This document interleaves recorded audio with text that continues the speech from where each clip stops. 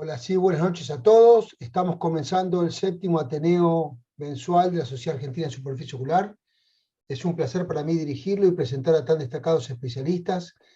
Vamos a comenzar en el día de hoy con el doctor Martín Berra, jefe de trasplante del Hospital La Gleize, que nos va a hacer una especie de resumen de cuáles son las técnicas reconstructivas de superficie ocular más útiles al día de la fecha, porque luego las doctoras Agustina Borrone, María Julieta Gelardi, el doctor Francisco Lucero Sá y Mariana y Cecilia Marini nos van a mostrar casos aplicando cada una de estas técnicas en problemas de superficie ocular. Martín, buenas noches y te esperamos. Gracias, Gustavo. Voy a hablarles un poquito, les voy a mostrar un poco de las cirugías que tenemos en superficie ocular. La podemos dividir en aquellos que van a ser procedimientos diagnósticos y en aquellos que van a ser procedimientos terapéuticos. Dentro de los procedimientos diagnósticos tenemos las biopsias. Básicamente hay dos tipos de biopsias que tomamos. Por un lado, para hacer el diagnóstico de Sjögren, que es la biopsia de glándulas salivales menores.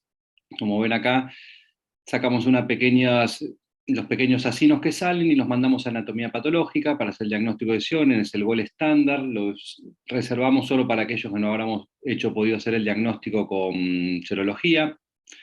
La otra biopsia que tomamos son las biopsias conjuntivas. Generalmente la técnica que utilizamos nosotros es de tomar dos muestras de conjuntiva vulvar temporal superior, y para eso lo mandamos para inmunofluorescencia e inmunoperoxidasa, para hacer el diagnóstico de pemfigoide. Otro tipo de biopsias que tenemos ya en tumores, que estos van a tener finalidad diagnóstica y terapéutica. Como vemos acá, vamos a sacar la lesión con un margen de seguridad, pero además, una vez que eliminamos la lesión, vamos a hacerle alcohol absoluto en el lecho y vamos a tratar la conjuntiva restante con crío para evitar la recidiva. Y en muchos casos, al final, colocamos un injerto de membrana amniótica para proteger lo que es el lecho quirúrgico. Dentro de las cirugías que podemos hacer con finalidad terapéutica, una de las técnicas de las cirugías más viejas que hay en oftalmología son los colgajos de conjuntivas, los recubrimientos conjuntivales. Lo vamos a indicar principalmente para queratitis infecciosas. Piensen que la córnea se infecta porque no tiene vasos y no tiene inmunidad. También nos va a servir para queratitis neurotróficas, que son malos candidatos a injertos, y con esto podemos, si bien no va a tener una recuperación visual, pero sí que el ojo no se termine perforando en situaciones más peores y perdiendo el globo ocular. También lo usamos en adelgazamientos, en perforaciones, salvo que sea una pequeña perforación, generalmente vamos a tener que agregar algún otro tejido como esclera para que tenga efecto tectónico. Lo usamos en quemaduras químicas, en quemaduras en queratopatía bullosa, en reparación de ampollas. Tiene como desventaja que esto, al colocar la conjuntiva, va a haber una pérdida de visión. Estéticamente no es algo agradable ver a un paciente con recubrimiento. Vamos a perder o se nos va a dificultar lo que es la evaluación del globo ocular. No vamos a poder controlar la presión. Y si bien dicen que el lecho quirúrgico se suele vascular con esta cirugía, como vemos acá en este recubrimiento, que es una queratitis amebiana, cuando levantamos el recubrimiento muchas veces nos encontramos con menos vascularización. O sea que si bien es eso algo que aparece en la literatura, un recubrimiento a tiempo nos permite curar la córnea, y muchas veces que termine con menos vascularización que si curara por sí sola.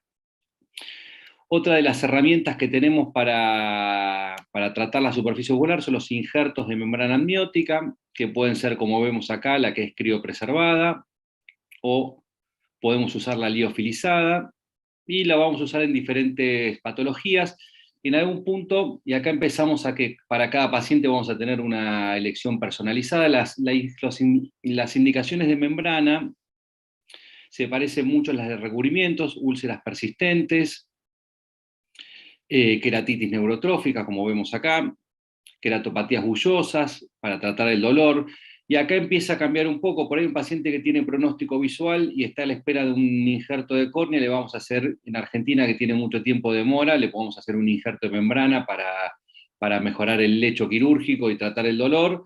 En cambio, si tenemos un paciente con un ojo ciego, que no va a ir a un injerto, por ahí la opción es el recubrimiento, y ahí vamos a que por ahí la misma técnica nos puede servir para la misma patología, pero varían de acuerdo a las características del paciente, cuál va a ser la elección para cada paciente. Lo mismo para el tema de las neoplasias conjuntivales, podemos usar los injertos de membrana al final para tratar de que el lecho quirúrgico se dañe lo menos posible y preservar la mayor cantidad de células madre. En enfermedades mucocinequiantes, en los pemfigoides, como vemos en este caso, hay un adelgazamiento, a donde no son candidatos a hacer un injerto con conjuntiva porque activaríamos más la enfermedad.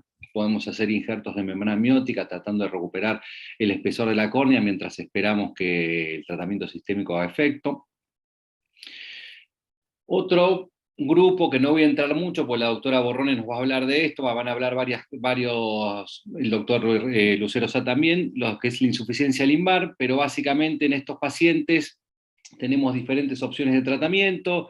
Históricamente se usaba el CLAU y el CLET. El CLAU era sacar 3 horas de arriba y de abajo y pasar hacia el limbo contralateral, tenía mucho riesgo de descompensar el ojo sano, y en el CLET teníamos que mandarlo a cultivar y necesitábamos un laboratorio. Esto nos lo va a explicar los doctores. Pero bueno, hoy en día lo que se usa son estas técnicas, que es el SLED, que como vemos acá, si bien fue desarrollado para quemaduras químicas, este es un paciente del doctor Galperín, lo podemos usar en deficiencias limbares o post cirugía tumoral. Entonces acá vemos la misma técnica quirúrgica para 2 pacientes distintos. Esta es una quemadura química. Injertos de esclera es otro tejido que nos sirve para reconstruir la superficie ocular. Cuando tenemos perforaciones, podemos usar un injerto de esclera transitorio para tapar la perforación, reformar cámara mientras esperamos un injerto que nos ofrezcan una córnea, o en pacientes que queremos que la esclera quede porque es un ojo con poca viabilidad visual, o vamos a hacer un injerto más tarde, le deberemos incorporar conjuntiva porque si no el parche de esclera se va a soltar. Trasplantes, pasamos a las partes injertos en caliente, para sacar las infecciones y mejorar el pronóstico visual del paciente. Fíjense que estos ojos están mucho más inflamados.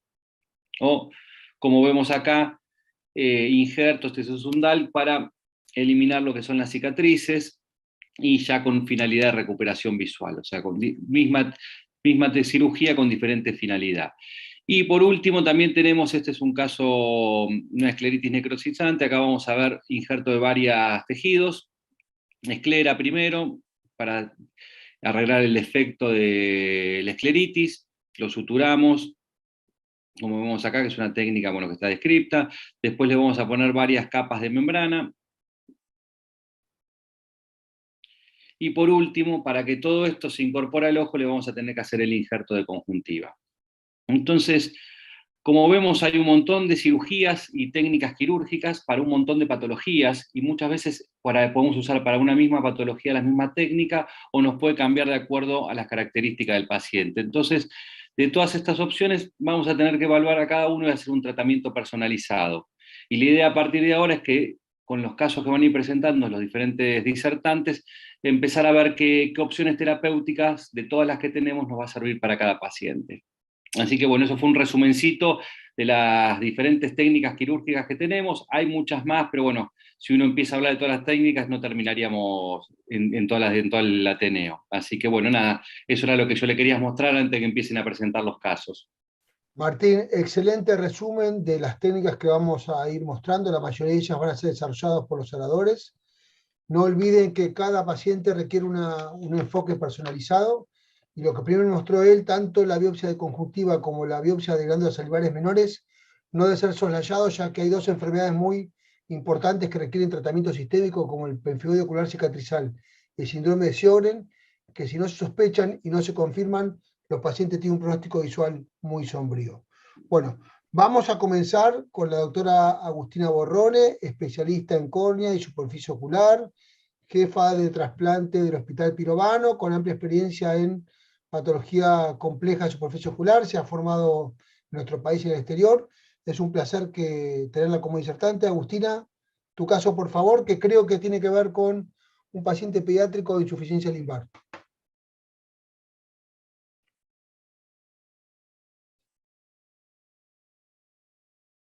Compartí tu pantalla, bueno, muchas por favor. gracias. Ahí está. ¿Y se ven? Perfecto, Agustín, adelante. Perfecto, muchas gracias. Bueno, gracias por la invitación a todos los de la SASO, gracias doctor Albertín, gracias a todos los compañeros que van a presentar. La idea es presentar un caso de SLED en un paciente pediátrico, así que bueno, una mínima introducción que en base a lo que dijo Martín. El déficit de células limbares es un poco eso, ¿no? La alteración a nivel limbar y esa pérdida de células madre que necesitamos para mantener la superficie corneal y la superficie ocular epitelizada correctamente. Cuando hay una alteración en estas células, se empiezan a producir alteraciones clínicas que nosotros vemos, como es esta vascularización y conjuntivalización de la córnea progresiva y la cicatrización. Y la peor consecuencia que tenemos es la alteración severa de la visión cuando tenemos esos déficits limbares extremos de 360 grados, aunque además algunos pueden ser sectorizados. En cuanto a las causas, hay varias, o sea, yo me voy a basar básicamente ahora en una quemadura, pero no solamente las quemaduras por ácidos y álcalis, sino también alteraciones tipo pterigio, ¿no? Tumores de conjuntiva, como dijo Martín, e incluso el abuso en el uso de lentes de contacto también puede generar el déficit de células limbares. Pero vamos al caso, y acá les muestro, esta es una paciente de 6 años, que tuvo una quemadura hace 2 años en el ojo derecho. Esto fue con un álcali bastante potente, que le produjo, como vemos en la imagen, una alteración de la superficie muy compleja, una alteración de las células limbares en los 360 grados, conjuntivalización completa y simbléfaron en la parte inferior.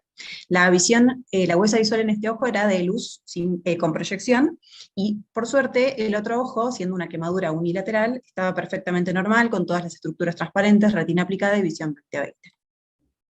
Entonces, para poder avanzar un poco con el caso clínico y definir la cirugía, lo que hice fue hacer primero una ecografía para evaluar retina, donde estaba todo bien, el ojo derecho, la retina aplicada, y una UVM que le hicieron en el Hospital Garrahan, donde se observa la parte de la córnea, las estructuras del segmento anterior perfectamente conservadas, y sí, por la parte superior, en la parte de más arriba de la imagen, del video, se ve que está la conjuntivalización bien completa.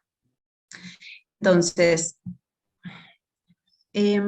la propuesta, como había mencionado Martín, antes había 2 tipos de cirugías, una que es el clavo, que es el autoinjerto de conjuntiva, en donde se usaba una cantidad de tejido enorme y corría peligro el ojo donante, y el CLED, que es una cirugía que es bastante cara, porque se necesita un laboratorio para poder sembrar estas células, como se muestra acá en la imagen, y luego en una segunda cirugía poder trasplantarla. Lo que se vio es que hay un montón de factores por ahí negativos de estas 2 cirugías, y en el año 2012 el doctor Sangwan, que ven acá en la foto, que tuve la suerte de conocerlo en India mientras que hacía el fellowship, presenta por primera vez esta cirugía hace 10 años, en donde, bueno, los pasos básicamente de la cirugía son obtener, en estas 3 primeras imágenes se observa, obtener un segmento donante del limbo del ojo sano, y poder trasplantarlo en el ojo enfermo, al cual se trata, eliminando la conjuntiva que está crecida sobre esa córnea, tratando la córnea con una membrana amniótica y colocando después esa siembra por encima de esa superficie. A modo de resumen, hay un ojo donante del cual se obtiene este pequeño segmento, y el ojo receptor, que es el ojo que tiene la conjuntivalización, se coloca la membrana amniótica por encima de los pedacitos, y lo que se obtiene es una expansión in vivo, que esto se produce, se dice que entre 4 y 14 días, pero a los 7 días aproximadamente ya la superficie está epitelizada. Este es uno de los casos, de los trabajos más grandes que he presentado, con casuística más grande, en donde presentan 125 casos, y los dividen en como varios grupos. Lo más importante, y por ahí lo que sirve para el caso mío, es que está dividido en adultos y en niños, con una cantidad igual de pacientes, y lo que por ahí voy a destacar en esto es que, al margen de que la cantidad de pacientes es similar, no hay ninguna, no logran ellos poner un límite de tiempo, o sea, el SLED se puede realizar en cualquier momento, ya que, como se ve acá en la imagen, entre los 3 y los 5 primeros meses posterior a la quemadura lo realizaron, también entre los 6 y el primer año, y más allá de 1 año también realizaron SLED, con buenos resultados. Entonces, en nuestro paciente lo que vamos a hacer es proponerle a la familia y a la paciente también la cirugía para poder mejorar la epitelización de la superficie y estabilidad de esa superficie, y como segundo objetivo lo que nos planteamos era el tratamiento de la ambliopía, que era a mí lo que más me preocupaba. Entonces, lo que hice fue, esta cirugía la hicimos en el Hospital Gutiérrez, así que agradezco mucho al equipo de allá. Lo que hicimos fue obtener del ojo donante el pequeño segmentito, que si ven es un pedacito muy chiquito de solamente 1 hora de reloj, que se obtiene de hora 12, porque es el área donde más células madres se encuentran en el tejido. Este tejido se mantiene apartado injertado en solución fisiológica. En el ojo receptor lo que se hace es una perotomía a 360 grados, se encuentra el plano de clivaje y se levanta esa conjuntiva. Si se fijan, la córnea se ve bastante transparente, y la verdad que me encontré con una córnea bastante bien, bastante buena. Hay que tratar sí mucho la superficie, se trata todo el limbo, y lo que hay que minimizar es la eliminación de tejido. Así que bueno, una vez que teníamos la superficie, sequé la córnea, apliqué la membrana amniótica y luego coloqué los pedacitos de segmentos, como se ve acá en la imagen. Acá hay otro y acá se ven los otros, no tengo una imagen intermedia, y luego después de pegarlos con adhesivo tisular, se coloca una lente de contacto que protege todo el tejido. Esta lente de contacto se deja aproximadamente una semana, 10 días. Fíjense que este es el día 1 posoperatorio, la paciente estaba impecable, sin dolor, sin molestias, con el ojo bastante más abierto y bastante diferente a lo que era la primera imagen. Si ustedes me preguntan cómo sabemos nosotros que la córnea se reepiteliza, porque hay un trabajo descrito en el 2020 en donde muestra, fíjense en esta imagen que es el día 1 posoperatorio, la membrana amniótica que está colocada y el tejido de fibrina que se coloca por debajo para poder pegarla, el tejido trasplantado, la fibrina que se encuentra por encima, y en las sucesivas imágenes muestran cómo el tejido comienza, el epitelio comienza a crecer y se une al tejido que se encuentra al lado. Fíjense en estas imágenes, acá están los pedacitos trasplantados, y acá se ve cómo de manera centrífuga empieza a crecer ese epitelio y empieza a repoblar toda la superficie. Esta es la imagen de la paciente el día 5 posoperatorio, todavía teníamos la lente de contacto, ya el día 15 no teníamos lente de contacto, había un poquito de queratitis, ahí molestó un poquito cuando sacamos la lente, pero la verdad es que anduvo bárbara. Y el día 60 posoperatorio, ya a los 2 meses, logramos medirla con el autorrefractómetro, tenemos una miopía de -1 con un cilindro de -3 a 30 grados. La visión hoy por hoy es de cuentadedos, pero si ella se acerca un poquito a la cartilla de prueba, llega a ver 20/400, así que tenemos un avance importante en la visión. Y con respecto a la visión de cerca, con ese anteojito que le probé, llega a ver 20/50. La verdad que para mí es un montón. Fíjense que este es el OCT que le logré hacer el día 60, la epitelización es impecable, súper homogéneo todo el epitelio, el espesor corneal se encuentra dentro de los límites, totalmente conservado, no hay ninguna disminución del espesor severa o que nos llame la atención. Y sí, bueno, acá les muestro, este es el preoperatorio y acá tenemos el posoperatorio ya final. Así que bueno, eso es todo, muchas gracias. Excelente, Agus, hermoso caso, pocos SLET en pediatría hay, así que debe ser uno de los pocos que hay. Tengo una pregunta, ¿el Symblepharon que tenía, lo trataste en el mismo acto quirúrgico? Mira, el Symblepharon lo podés tratar, o sea, está descrito que se trata, se hace con injerto de conjuntiva, pero la realidad es que cuando corté el tejido se desplazó tanto y se armó perfecto, o sea, no es que era un Symblepharon que intervenía ni siquiera en la posición del blefarostato, y tampoco tenía ningún tipo de restricción. Al ser un Symblepharon chiquito, simplemente con el SLET estuvo bien. Ok, perfecto, ¿no? Porque uno piensa también en los SLET, hay que tratar de reconstruir la superficie antes de operarlo, pero bueno, en un paciente pediátrico que entre 2 veces al quirófano también es un riesgo. No, a ver, se podría haber hecho un injerto de conjuntiva, pero la realidad es que no, hoy por hoy ya 2 meses y eso está quietito ahí abajo, hay un poquito, no te voy a mentir, pero la verdad que es algo que no se ve, no molesta, no genera problema. ¿Y cuándo Martín, haces el SLET en un paciente pediátrico? ¿Cuánto lo esperás de la quemadura? ¿Cambia algo con respecto a los adultos? Mira, lo que está descrito en la literatura habla de que por lo menos espera 3 meses. Después de los 3 meses lo que sí hay que esperar es que el ojo se estabilice. O sea, si el ojo está inflamado no se puede hacer un SLET porque se come el tejido. Entonces, se espera esa estabilidad. Una vez que el ojo esté estable, no hay un tiempo límite para poder hacer la cirugía. No hay tampoco trabajos que hablen de que haya un beneficio antes o después, pero es como medio lógico pensar que cuando antes se haga un SLET en un paciente pediátrico, un mayor beneficio visual se podría llegar a obtener. ¿Y cuáles serían las contraindicaciones en una quemadura para no hacer un SLET a un paciente pediátrico? Y como contraindicaciones hay 2 que son básicas, una es el ojo extremo seco, o sea, en un ojo seco no se puede porque no sería viable el tejido, y la segunda contraindicación absoluta es las alteraciones a nivel de los párpados. Esto no por ahí el Symblepharon, pero por ahí los entropion, ectropion, la oftalmos, exposición de la superficie que no haría que el tejido fuera viable a largo plazo. Y o sea, como otras 2 contraindicaciones relativas serían las alteraciones de todo lo que es el segmento anterior, que hubiera una alteración en la forma del segmento anterior, y un ojo que no fuera potencialmente visual.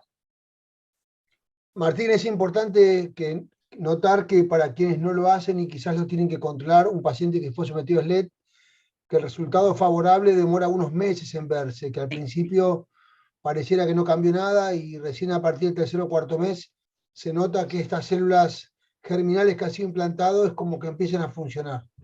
Agustina, buenísimo, buenísimo el caso.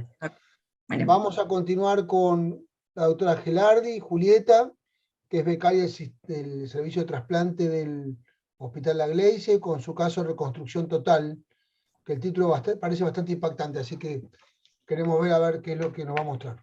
Julieta, adelante, por favor. Bueno, muchísimas gracias por la invitación. Les voy a contar sobre un paciente que venimos siguiendo hace poquitas semanas en el servicio de trasplante del Hospital La Gleize. Se trata de un varón de 45 años que por lo menos antecedentes clínicos no nos refirió ninguno, que se encontraba en tratamiento en otro centro por una úlcera corneal en su ojo izquierdo de aproximadamente 8 meses de evolución. Los antecedentes, la verdad que el interrogatorio fue bastante complejo porque cada vez que le preguntábamos nos refería a una cosa diferente, así que un poco confiable, pero nos habló de antecedentes, de queratitis herpéticas a repetición, también de haber tenido un cuerpo extraño corneal y de haber tenido abscesos a repetición. A la biomicroscopía, este era su ojo izquierdo cuando llegó. Fíjense que tiene toda una zona de melting corneal central con áreas sumamente adelgazadas y una microperforación que tenía acá para central en inferior. Lo podemos ver porque estaba hipotalámico con respecto al otro ojo, y la córnea profundamente vascularizada. Fíjense, su ojo derecho, salvo por el terigión, estaba sano sin particularidades. En ese momento nuestra conducta fue tomarle una muestra para directo y cultivo. Si bien no parecía una infección activa, nos dio un poquito de duda ese melting que tenía corneal, así que le tomamos la muestra, lo cubrimos con antibióticos tópicos, le indicamos la doxiciclina 100 miligramos cada 12 y le hicimos un parche de esclera mientras solicitábamos la córnea de urgencia para hacerle una queratoplastia penetrante y en ese mismo acto quirúrgico un SLET. Bueno, esta es la cirugía del parche de esclera. Lo primero que hice fue medir el tamaño del defecto corneal que tenía y que tenía que cubrir, o sea, toda el área que estaba perforada y muy adelgazada, y medirlo también en la esclera para cortar el parche, digamos que entre, justo era bastante grande, de 5.5 o 5 milímetros aprox. Le saco todos los restos corneales y luego con un Crescent le doy, digamos, una formita más bien redonda, y con el Crescent le retiro todos los restos uveales que tiene la esclera, y también del otro lado los restos de conjuntiva. Cuando limpié bien los dos lados de la esclera, le saqué toda la conjuntiva y toda la uvea que encontré, con el Crescent, con paciencia, y también con ayuda de las tijeras, fui adelgazando el parche para que no quede, digamos, tan sobresalido sobre la córnea, sobre todo los bordes, tratar de que los bordes queden lo más biselados posibles, cosa de que no me quede un salto y no pueda generar un delen, aparte ya de toda la problemática que traía el paciente. Y luego lo suturé con puntos separados de nylon 10, los cuales fui escondiendo las colitas por debajo del parche para que el paciente no le molesten. La cirugía ocurrió sin ninguna complicación, por suerte, y el paciente, una vez que ya el parche estaba suturado, empezó a formar cámara. A las 48 horas después de la primera cirugía nos llega un cultivo positivo para Cremonium, por lo que le rotamos el tratamiento a voriconazol y anfotericina tópicos, y además agregamos eitroconazol. Como nos había referido ese antecedente de queratitis herpética de repetición y que había estado en tratamiento con aciclovir, iniciamos obviamente la terapia con aciclovir, la profilaxis previa a la queratoplastia penetrante.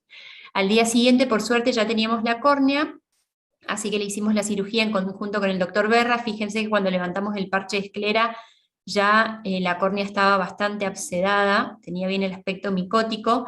Tomamos de nuevo una muestra por las dudas, e hicimos la trepanación de 8 milímetros, el ingreso a cámara anterior, formamos cámara, y bueno, cortamos la córnea con tijeras derecha e izquierda. Fíjense que ya había cambiado total y completamente. Cuando levantamos nos encontramos con una membrana prelental que sacamos con mucha delicadeza, lavamos la cámara bien con anfotericina y sacamos todos esos restos de membrana y de hipopión que habían. Colocamos el botón y suturamos con los 16 puntos con la sutura separada, por suerte sin ningún mayor inconveniente. Y nuestro plan original era hacerle en ese momento un SLET por toda la vascularización que tiene, pero bueno, teniendo en cuenta cómo el cuadro rotó a un cuadro infeccioso, colocamos simplemente la membrana amniótica para hacer uso, digamos, de todos los factores antiinflamatorios y antimicrobianos y antiangiogénicos que tiene. La pusimos con adhesivo tisular y colocamos una lente de contacto. Por suerte el paciente en el postquirúrgico anduvo bien. Al principio el ojo quedó un poquito hipotónico, los ojos perforados siempre les cuesta un poco más recuperarse, digamos, y arrancar, pero a las 72 horas ya había formado bien cámara, estaba bien, la membrana ya se está reabsorbiendo, y al momento, por suerte, no tenemos ningún signo de recidiva de la infección en el injerto.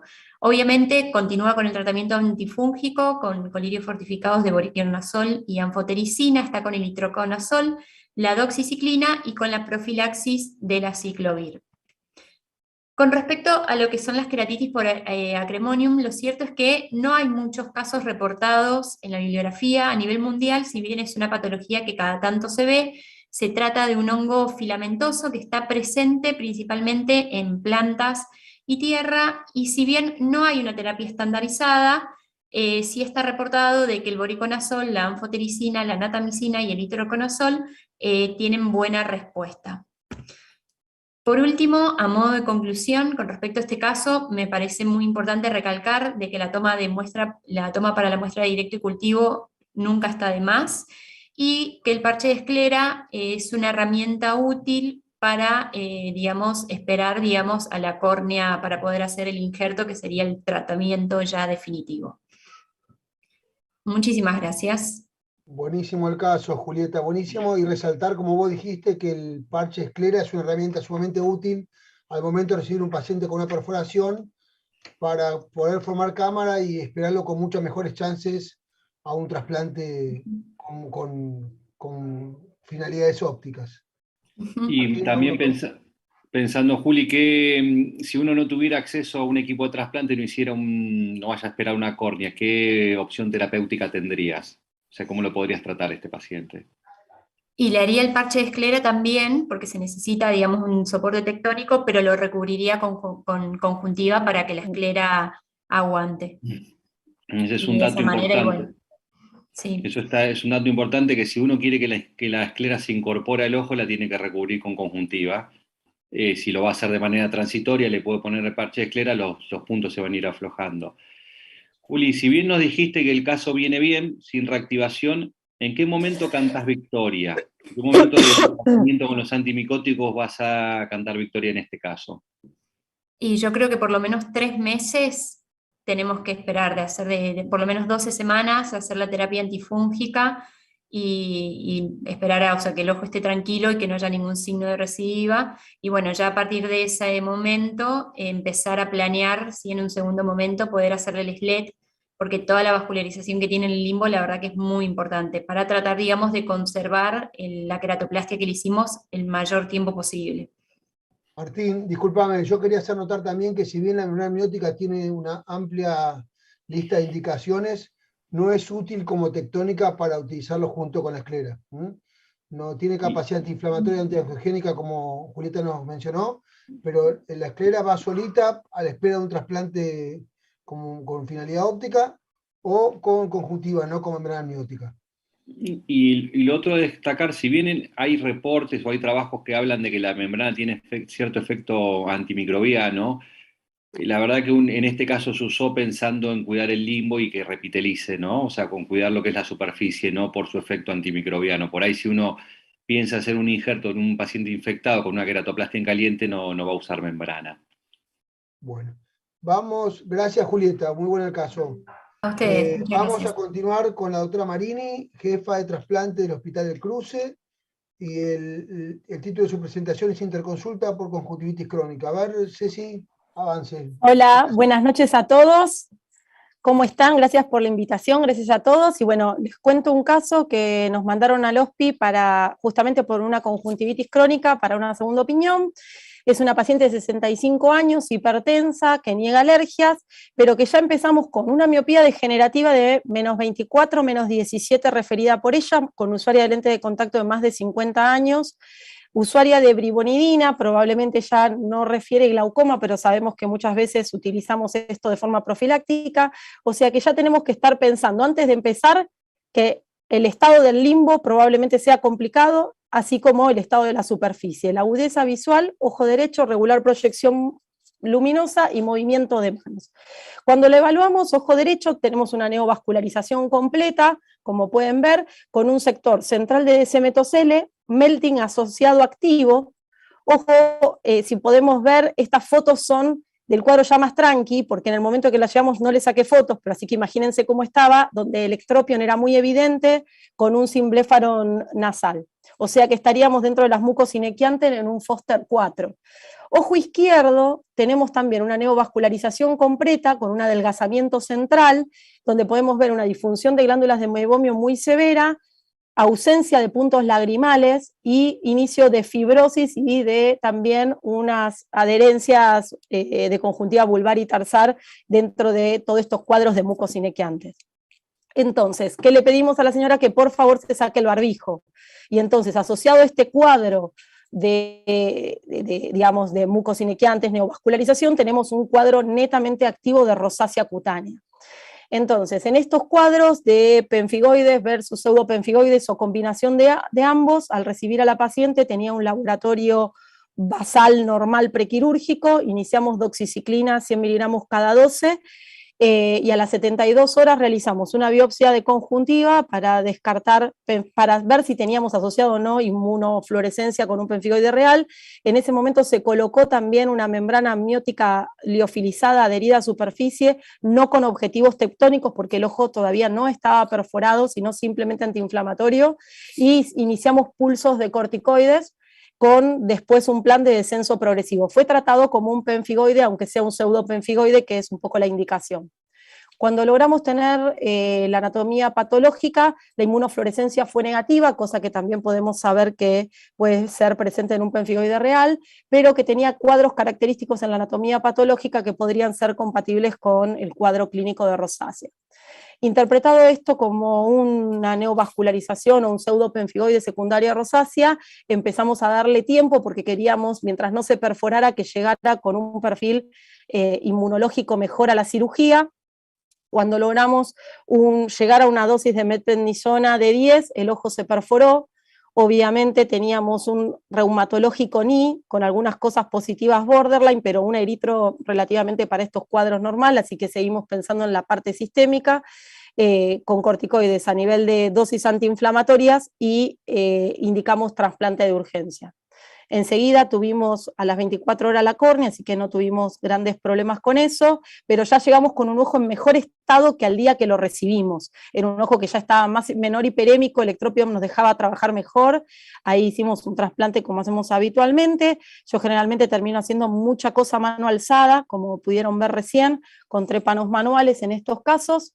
Hicimos un trasplante que sin ningún inconveniente, y lo que hacemos, como mostró también recién Juli, ponemos una membrana amniótica liofilizada adherida a la superficie para permitir el efecto antiinflamatorio, antifibrótico, y también darle, si nos queda alguna stem cell dando vuelta, que nos ayude a la mejor epitelización postoperatoria. Desde que hacemos esto en todos los cuadros de pacientes reumatológicos, la realidad es que tenemos muchos menos problemas de reepitelización de las primeras semanas, que a veces antes nos daba mucho trabajo.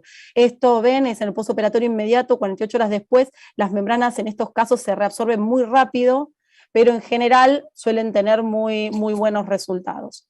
Esta es la evolución de la paciente al ingreso postoperatorio. La idea es un poco que llegara con un poquito de mejor estado al trasplante, que netamente iba a ser la idea de hacer. ¿Por qué no hicimos en ese momento un parche de esclera o un parche de esclera con recubrimiento? La realidad es que en estos pacientes no tenemos conjuntiva, piensen que estaba con una clínica perfectamente, con una conjuntiva totalmente alterada, como si fuera un pemfigoide neto, entonces tampoco teníamos conjuntiva, entonces nuestra única chance tectónica o tectónica y óptica iba a ser el trasplante. Entonces, la rosácea ya sabemos que es una dermatosis facial con una desregulación vasomotora, con diferentes clasificaciones, que en su mayoría son signos sutiles, pero que tenemos un gran compromiso y un riesgo visual en algún grado de porcentaje de los pacientes. La incidencia es igual en ambos sexos, aunque sea mayor entre los 30 y los 60 años, sin diferencias étnicas. Los síntomas suelen ser desde muy variables hasta disminución severa de la visión, pero siempre son bilaterales, progresivas, con exacerbaciones y remisiones. El diagnóstico sigue siendo clínico, y eso es muy importante. Pacientes con disfunción de glándulas de meibomio que pueden ser sintomáticos o asintomáticos, donde las glándulas pueden estar dilatadas, desplazadas, incluso la línea de Marx muy alterada, con cambios cualitativos o cuantitativos de esa secreción meibomiana. Podemos tener pacientes con orzuelos a repetición recurrentes y múltiples, esto es muy frecuente en pacientes jóvenes cuando empiezan con estos circuitos de pensar en cuadros de rosácea, pero todos terminan haciendo una conjuntivitis crónica, si no es tratada, con fibrosis subtarsales y teniendo un ojo seco mixto, ¿sí? Con alteraciones del BUT, con queratitis importantes principalmente a predominios inferiores, y con la afección de toda la superficie ocular también tendremos un ojo acuodeficiente. En algún momento vamos a tener pacientes con queratitis intersticiales, leucomas, úlceras y adelgazamientos y perforaciones, como en el caso que presentamos. Es muy, muy importante el manejo interdisciplinario, cuidados palpebrales, lubricar y desinflamar. Utilizaremos lo que necesitemos según el grado en el que tengamos presente. En este caso, lo que les traje hoy, fuimos al otro extremo, a los casos más graves, donde vemos que la principal causa de pseudopenfigoide, junto con la medicación antiglaucomatosa, que esta paciente usaba brimonidina, es la rosácea, ¿sí? Y los pacientes atópicos. Son la principal cuadro, y la principal diferencia es la inmunofluorescencia a nivel de las membranas basales, los autoanticuerpos, y el tratamiento de inmunosupresión. Ahora se cree que en los pacientes con seguimiento de rosáceas y cuadros de pseudopenfigoides severos, los adelgazamientos y las perforaciones en estos pacientes se cree estar asociado justamente al aumento de las metaloproteinasas a nivel lagrimal, y lo que se vio además es que estos pseudopenfigoides concomitantes con dermatosis secundarios a rosáceas deben ser tratados como un penfigoide, ¿sí? Corticoides, ciclofosfamida, rituximab, dependerá del grado en el que estemos inviscuidos. En este caso, esta paciente también tenemos una ayuda múltiple, que estamos utilizando insertos de membrana para tratar de mantener el efecto antiinflamatorio asociado al tratamiento tópico y sistémico, pero principalmente recordar que la rosácea no puede no tener compromiso cutáneo en un 30%, y hay un 5%, un 10%, un pequeño porcentaje que puede tener estos cuadros severos y que los tenemos que pensar, siendo la principal causa de pseudopenfigoide junto con el tratamiento antiglaucomatoso, riesgos de secuelas visuales irreversibles, porque hay una disfunción que terminamos justamente con una insuficiencia celular muy severa. Y lo más importante acá en estos pacientes es el trabajo multidisciplinario. Esto no lo podemos hacer solos, porque no solo el tratamiento local es importante, sino, como podrán ver, casi hasta más importante el manejo sistémico de estos pacientes. Muchas gracias. Muy interesante tu caso, Cecilia, y además de adultos es importante sospechar que esto a veces comienza en adolescentes o aún más pequeños, como blefaroconjuntivitis severas, y que si no se maneja en los niños terminan con conas vascularizadas como un mal pronóstico para procesos reconstructivos. Buenísimo. Totalmente. Sí, interesante. Martín. Generalmente perdón. Sí, Generalmente iba a decir, generalmente los niños empiezan con estas queratoconjuntivitis muchas veces confundidas con toxoinmunoalérgicos o medio de la mano, y la mayoría de los chicos no tienen compromiso cutáneo, empiezan en córnea. Entonces ahí hay que ser muy, muy cauto. Además, sí, aparte,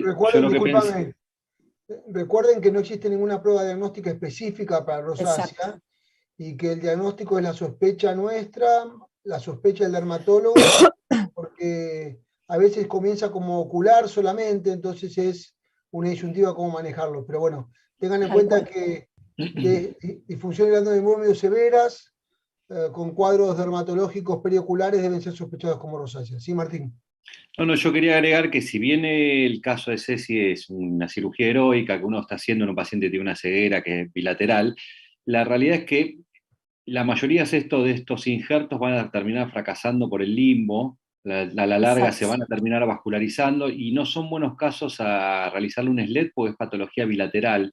Entonces Exacto. es muy importante hacer el diagnóstico temprano y tratar de que no lleguen con las córneas tan vascularizadas. Pues bueno, por ahí también cuando uno le hace el injerto de membrana, algo de células madre aporta, o por ahí cuando le metemos los insertos de alguna manera estamos ayudando a que mejore la epitelización, pero bueno, con el tiempo van a tratar de fracasar, así Exacto. que hay que No hacer tienen el casi un diagnóstico objetivo temprano. óptico. Ujú, sí, sí, sí, sí, tienen Es finalidad más, tectónica y como exacto. uno los ve transparente el primer año y medio y piensa Sí. que la cosa va a andar, pero bueno, con el tiempo lo que estamos trasplantando no es el limbo, así que el principal problema que tiene sigue estando.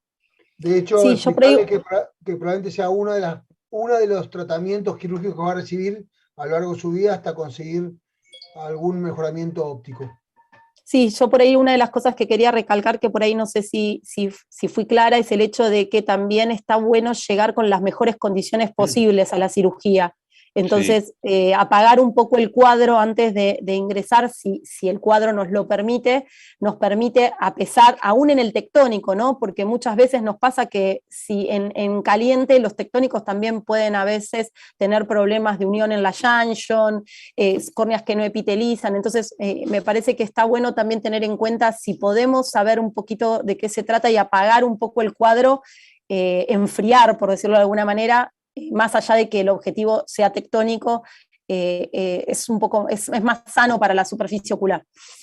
Exacto, como ponerlo, o sea, que llegue mejor a la cirugía, meterle la Exacto, membrana durante la cirugía y ir colocándole los insertos. O sea, hay que darle con hay que darle la mayor cantidad de chances posible para que aguante el mayor cantidad de tiempo. Pero bueno, son casos muy difíciles.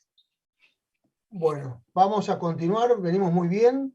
Vamos a presentar el último caso, el doctor Francisco Lucero Sá, especialista en córnea y superficie ocular, muy conocido por todos nosotros, y nos va a presentar un caso de queratoplastia lamelar y SLED. Así que seguimos con los trastornos de superficie ocular asociados a opacidades corneales. Francisco, bienvenido. Bueno, muchas gracias, doctor, por la presentación. A ver, ahí voy a compartir pantalla. Disculpen, olvidé mencionar que él es parte de la sección córnea del Hospital de Clínicas de Buenos Aires. Muchas gracias. Bueno, vamos a presentar un caso de queratoplastia lamelar más SLED. La paciente de sexo femenino de 24 años de edad, con antecedentes en su ojo derecho de quemadura con cal. Por suerte está afectado solo el ojo derecho. Y se había hecho múltiples cirugías de cimbléfaro sin buenos resultados. Y además un SLED que, de hecho, se lo hice yo más o menos 10 meses antes. Y que evidentemente no había andado bien. ¿Sí? El cimbléfaro recidivo, tanto el superior como el inferior, y vemos cómo se vascularizó y cómo se opacificó la córnea.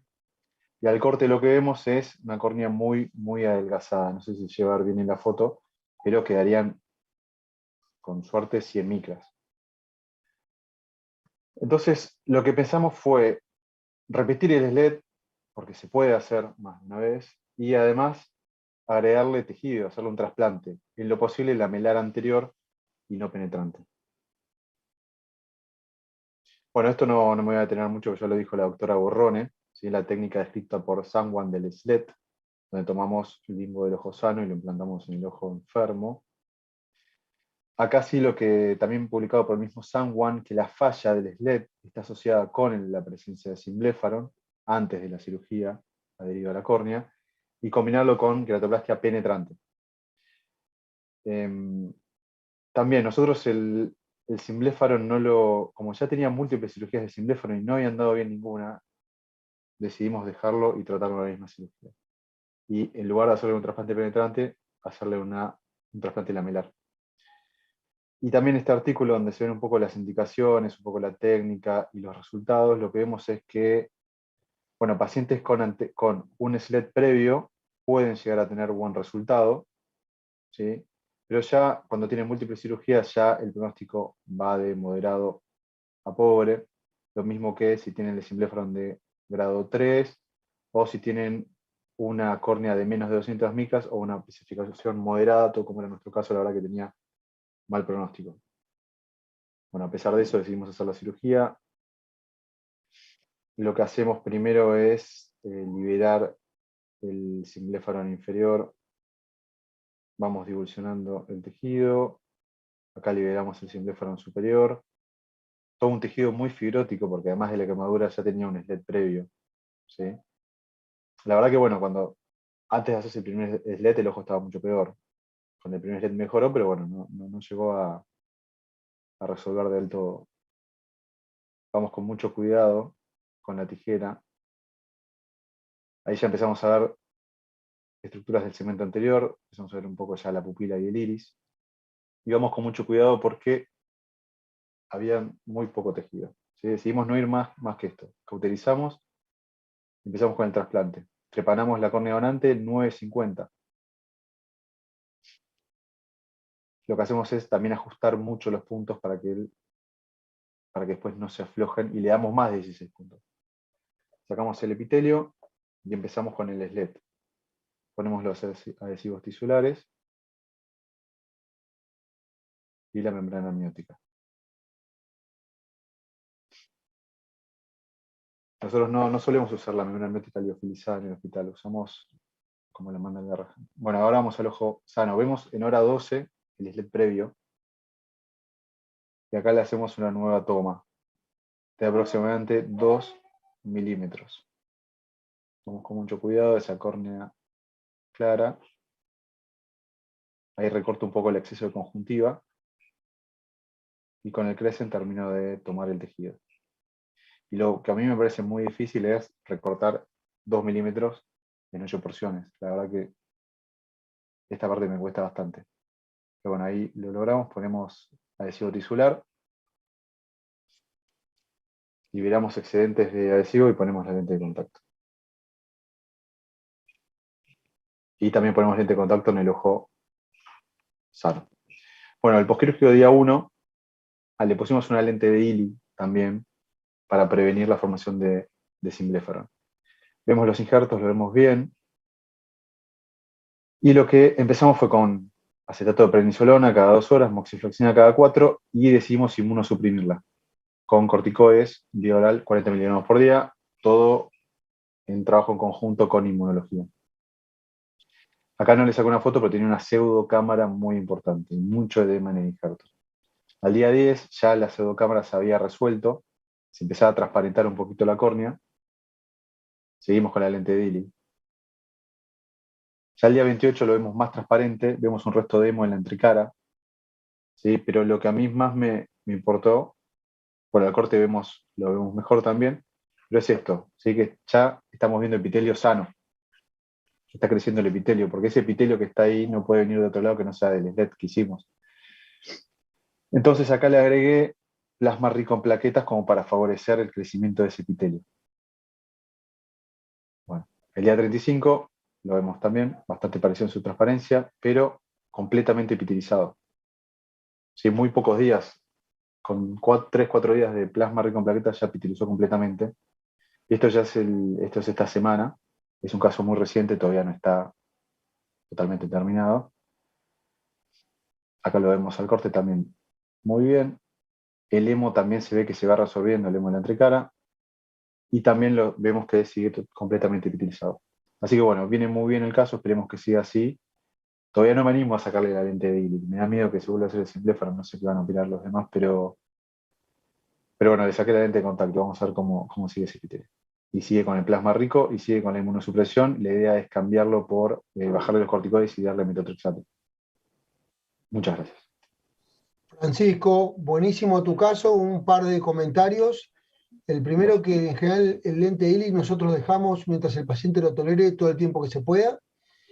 Y el segundo, que para aquellos que no están familiarizados con la técnica o con las indicaciones LED, es una técnica que, como verán, se está usando cada vez más, pero que su indicación y pronóstico favorables en casos de insuficiencias lumbares leves a moderadas. Cuando son severas, suele funcionar parcialmente o tenemos que repetirlo.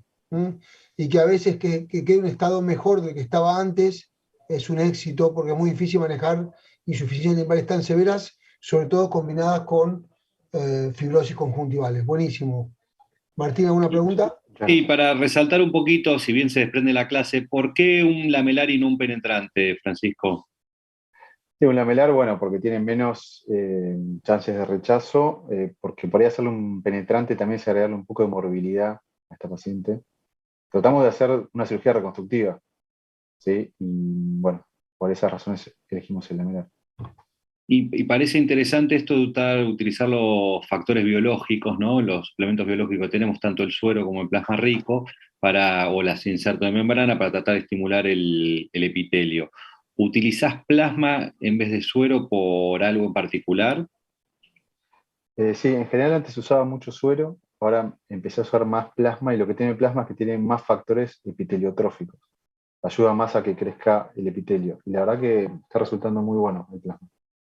Bien, yo no sé cuál es la experiencia con respecto a plasma versus suero. O sea, nosotros en un momento lo usábamos, después volvimos al suero, no es que... Pero bueno, Casos más severos, suero autólogo diluido al 50 o incluso a veces al 100, y no tengo tanta experiencia en plasma rico en plaquetas directamente, y sí noto diferencia entre las diluciones. Es importante recordar que el suero autólogo al 20% es El habitual. el mejor sustituto del animal, y al 50% tiene efecto neurotrófico. Esto para Exacto. la gente. Y el plasma lo tenés que usar la primera semana, porque la liberación de los factores es inicial y después se transforma en un suero. Nosotros eso era lo que no... Se supone que el plasma al principio tiene muchos factores y después pasa lo mismo que el suero. Claro. Por la ruptura de las plaquetas, en teoría. Claro, exacto. ¿Y tratamiento sistémico, con qué los tenés estos pacientes? ¿O no le hacen tratamiento sistémico? A esta paciente en particular la inmunosuprimimos por la gran vascularización periférica que tenía. Es un trasplante de lamelar de 9,50, es muy grande y además está todo vascularizado en la periferia. Incluso parte del trasplante se vascularizó, todos los puntos no se ven bien, pues están todos vascularizados. Entonces la idea de inmunosuprimirla es prevenir el rechazo, por más que sea lamelar. Y bueno, y después igual la idea es pasar la metotrexate para que no siga con corticoides. Vamos a ver un poco cómo evoluciona. Por suerte es lamelar y tiene ya menos chances de por sí de rechazo. Sí, el tema es la neovascularización, que es el gran cuco de todos, ¿no? Es un dolor de cabeza. Sí, que te puede dar un rechazo estromal. Sí, ¿no? Y que se te termine y que se te vascularizando. Sí. Creo eso es lo que mayormente nos suele pasar a nosotros, que a veces es como un gran... Seguís buscando alguna opción, a ver si hay, pero eso es... Lo que es increíble, esa paciente es que no tiene un limbo, no hay limbo ahí, porque la córnea llega hasta los 9,50, que es lo que yo le injerté, y después el epitelio está saliendo de algunas nada misma. células madres que estarán dispersas por ahí, no sé. Bueno, es que una de las dudas que uno tiene con el SLET es si las células madres vuelven a las criptas o se depositan en la parte basal del epitelio y a partir de ahí generan la repoblación epitelial, ¿no? Pero bueno, porque muchas veces pasa esto. Claro, pacientes que tienen... La otra duda es si seguirán funcionando durante mucho tiempo, se agotarán, porque recuerden que del limbo normal solo el 0,5% de las células son germinales. Así que con el tiempo nos va a decir cómo funciona esto. Bueno, muchas gracias a todos. Buenísimo cada uno de los casos y muy bien presentados. Para hacer honor a la puntualidad que solemos tener, les recuerdo que el próximo Ateneo es el 28 de septiembre. El director va a ser el doctor Trediche y el tema va a ser alergia, tema más que atractivo también. Así que los invitamos a todos los que están del otro lado de la computadora a seguirnos y a acompañarnos. Si alguno de ustedes quiere agregar algo más, bienvenido. ¿No? Bueno, buenísimos los casos. Lo despedimos, buenas noches y nos vemos nuevamente el 28 de septiembre, el miércoles 28 de septiembre. Buenas noches a todos y gracias. Buenas noches. Hasta luego. Gracias, hasta luego. Hasta luego. Hasta luego.